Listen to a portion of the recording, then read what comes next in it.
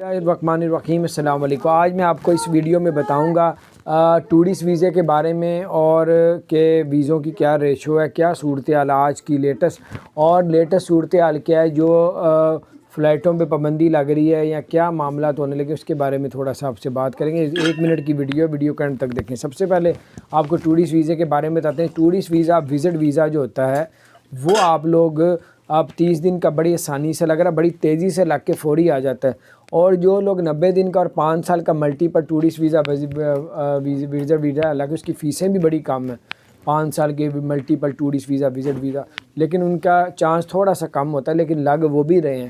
تو بہرحال 90 دن کا بھی اسی طرح ہی تھوڑا چانس زیادہ ہوتا ہے، 30 دن کا تو دھڑا دھڑ ویزے لگاتے ہیں یو اے ای۔ تو بہرحال یہ کچھ اپڈیٹس تھی۔ دوسرا آپ کو بتاتے ہیں کہ فلائٹس کے بارے میں، حالانکہ کرونا کی صورتحال کبھی 3000 پلس ہو جاتی، کبھی 2600، 2500، 2700 تک پہنچتی ہے۔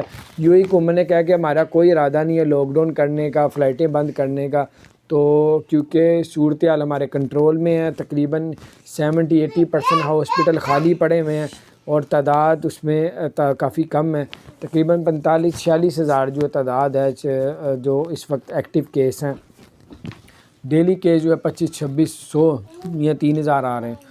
تو اس کی بنا پہ جو ہے جن ملکوں میں کرونا کی تعداد تیزی سے اوپر آ رہی ہے، ان ملکوں میں خود ہی وہ پابندی لگا دیتے ہیں، اور بڑا کرونا کے جو ٹیسٹ وغیرہ اس پہ تھوڑا سا انہوں نے سختی کی بھی۔ اللہ خیر کرے۔ چینل کو سبسکرائب نہیں کیا، سبسکرائب